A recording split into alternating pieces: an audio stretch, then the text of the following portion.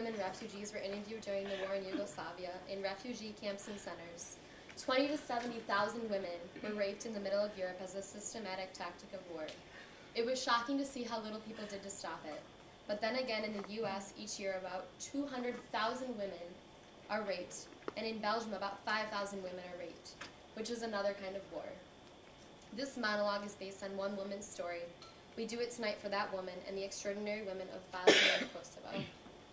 My vagina was green, water soft, pink fields, cow mooing, sun resting, sweet boyfriend touching lightly with soft piece of blonde straw. There is something between my legs. I do not know what it is. I do not know where it is. I do not touch. Not now, not anymore, not since. My vagina was chatty, can't wait so much saying, so much words, talking, can't quit trying, can't quit saying, oh yes, oh yes. Not since I dreamed there's a dead animal sewn in down there, with thick black fishing line. And the bad dead animal smell cannot be removed, and its throat is slit, and it bleeds through all my summer dresses. My vagina, singing all girl songs, all goat bell ringing songs, all wild autumn field songs, vagina home songs. Not since the soldiers put a long, thick rifle inside me, so cold, the steel rod canceling my heart. Don't know whether they're going to fire it or shove it through my spinning brain.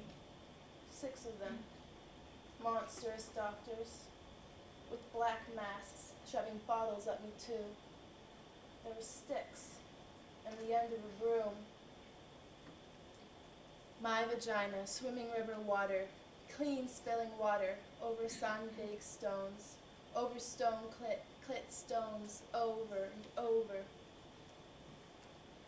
Not since I heard the skin tear and made lemon screeching sounds. Not since a piece of my vagina came off in my hand, a part of the lip. Now one side of the lip is completely gone. My vagina, a live, wet water village. My vagina was once my hometown. Not since they took turns for 7 days, smelling like feces and smoked meat. They left their dirty sperm inside me. I became a river of poison and pus, and all the crops died, and the fish. My vagina, a live, wet water village. They invaded it, butchered it, and burned it down. Do not touch. Do not visit. I live someplace else now. I don't know where that is.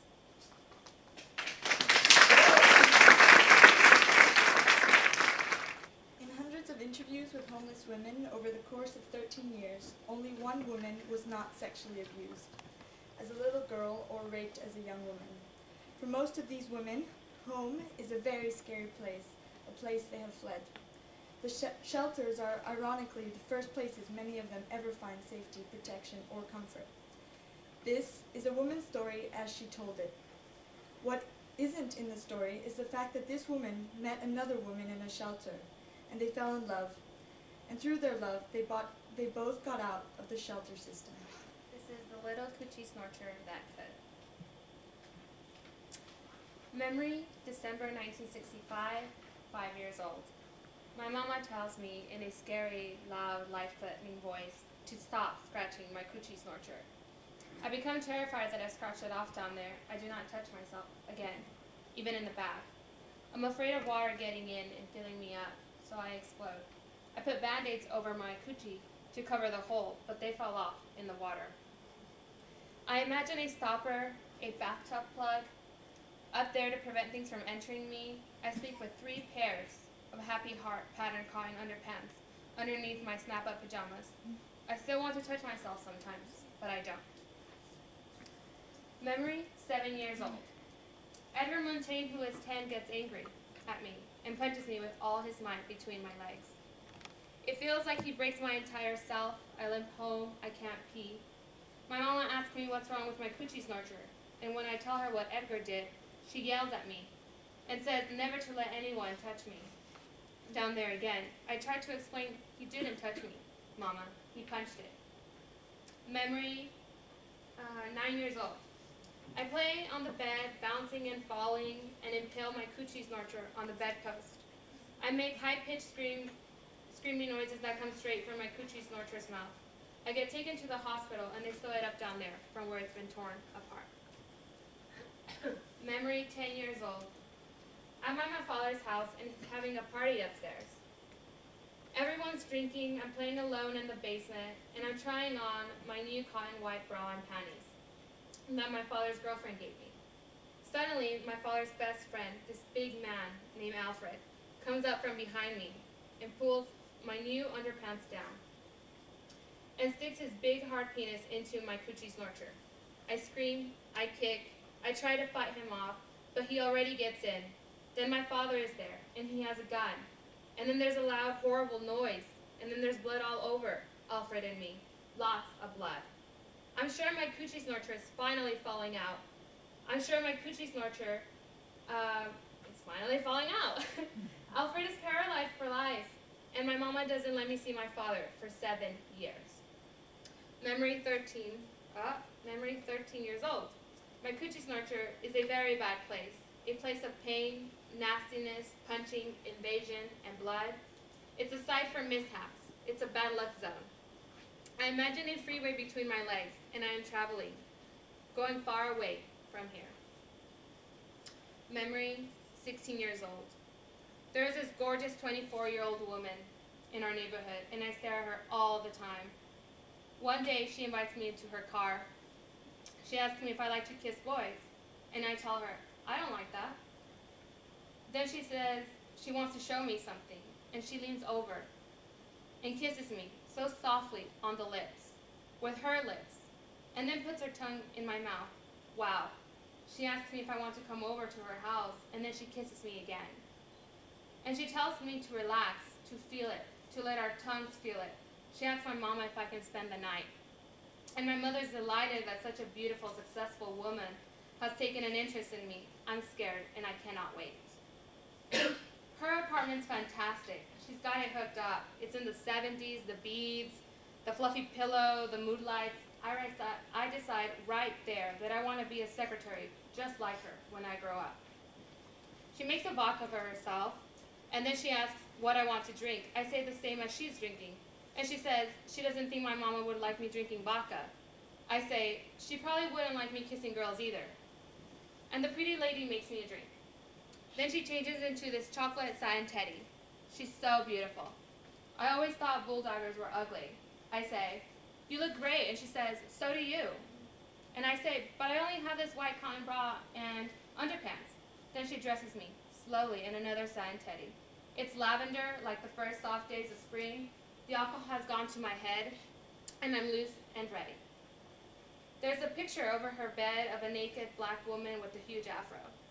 She gently and slowly lays me on the bed, and just our bodies rubbing makes me come. And then she does everything to me in my coochie snorcher that I always thought was nasty before, and wow, I'm so hot, so wild. She says, your vagina, untouched by man, smells so nice, so fresh. Wish I could keep it that way forever. I get crazy wild, and when the phone rings, of course it's my mama.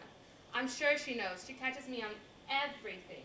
I'm breathing so heavy, and I try to act normal. When I get on the phone with her, she asks, what's wrong with you? Have you been running? I say, no, Mama, exercising. Then she tells the beautiful secretary to make sure that there are no boys. And the lady tells her, trust me, there's no boys around here. Afterwards, the gorgeous lady teaches me everything about my coochie snorcher and makes me play with myself in front of her. And she teaches me all the different ways to give myself pleasure. She's very thorough. She tells me always to know how to pleasure myself so I'll never need to rely on a man. In the morning, I am worried that I've become a butch, but because I'm so in love with her. She laughs, but I never see her again. I realized later that she was my surprising, unexpected, and politically incorrect salvation. She transformed my sorry-ass coochie snorcher and raised it into some kind of heaven. They are wild for vaginas in Pittsburgh. In fact, a woman from Pittsburgh was obsessed with a particular word, a pejorative word used to describe the vagina. Her mission was to reconceive the word. Cunt. I've reclaimed it. Cunt. I really like it. Cunt. Just listen to it. Listen to it. Cunt. Cavern. Cackle. Clit. Cute. Come. Closed. Closed inside. Inside. Then Then Then curvy, inviting shark skin Uniform. Under. Up. Urge. Then Then kun. Snug letters fitting perfectly together. Nest.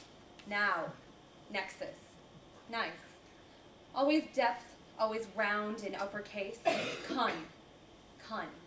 Then Then sharp, certain, tangy, texture. Take. Tight. Tent. Tantalizing. Tensing. Taste. Tendrils. Time. Tactile. Tell me. Cunt. Say it. Come on, tell me. Cunt. Say it with me. Come on. Cunt. Woo! And if it could speak, what would it say? Words that begin with V and T, like violin and turtle. What does your vagina remind you of? A dark peach, or a diamond from a treasure, and it's all mine. And what's special about your vagina? Somewhere deep inside it, it has a really, really smart brain. And what does it smell like? Snowflakes.